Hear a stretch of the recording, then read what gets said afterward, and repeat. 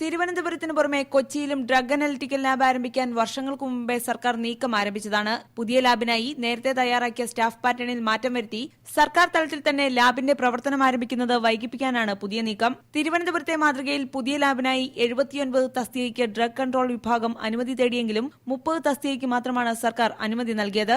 തിരുവനന്തപുരത്തിന് പുറമെ കൊച്ചിയിലും chief government അനലിസ്റ്റിനെ നിയമിച്ചുകൊണ്ടാണ് സർക്കാർ പദ്ധതി വിഭാവനം ചെയ്തത്. എന്നാൽ പുതിയ ലാബിൽ ചീഫ് ഗവൺമെന്റ് അനലിസ്റ്റിന് പകരം ജോയിന്റ് ചീഫ് ഗവൺമെന്റ് അനലിസ്റ്റ് എന്ന തസ്തിക സൃഷ്ടിക്കാനാണ് സർക്കാരിന്റെ പുതിയ നീക്കം. കഴിഞ്ഞയാഴ്ച ചേർന്ന മന്ത്രിസഭാ യോഗമാണ് ഇത് സംബന്ധിച്ച തീരുമാനമെടുത്തത്. നിലവിൽ ഡ്രഗ് അനലിറ്റിക്കൽ ലാബിൽ ഇങ്ങനെയൊരു തസ്തികയില്ലാത്തതിനാൽ പ്രത്യേക നിയമ ഭേദഗതിയോടെ പുതിയ തസ്തികയ്ക്ക് അംഗീകാരം നേടാനാവൂ. ഇതിനാവട്ടെ ഏറെ കാലതാമസവും നേരിടും. ജോയിന്റ് ചീഫ് ഗവൺമെന്റ് അനലിസ്റ്റ് ആയിരിക്കും കൊച്ചിയിലെ ലാബിന്റെ മേധാവി എന്നതിനാൽ ഈ തസ്തികയില്ലാതെ ലാബിന്റെ പ്രവർത്തനം ആരംഭിക്കാനുമാവില്ല. കൊച്ചിയിൽ ലാബ് പ്രവർത്തനം ആരംഭിച്ചാൽ നിലവിലുള്ള പല ജീവനക്കാർക്കും സ്ഥലം മാറ്റം ഉണ്ടായേക്കും. ചീഫ് ഗവൺമെന്റ് അനലിസ്റ്റിന് തുല്യമായ തസ്തിക സൃഷ്ടിക്കാതിരിക്കാൻ തിരുവനന്തപുരത്തെ ഡ്രഗ് അനലിറ്റിക്കൽ ലാബിലെ ഒരു വിഭാഗം ഉദ്യോഗസ്ഥരാണ് സർക്കാർ തലത്തിൽ സ്വാധീനം ചെലുത്തുന്നത് എന്നാണ് ആരോപണം. സ്റ്റാഫ് പാറ്റേൺ അട്ടിമറിക്കപ്പെട്ടതോടെ കൊച്ചിയിലെ ലാബിന്റെ പ്രവർത്തനം ആരംഭിക്കുന്നത് ഇനിയും നീണ്ടുപോവാനാണ് സാധ്യത.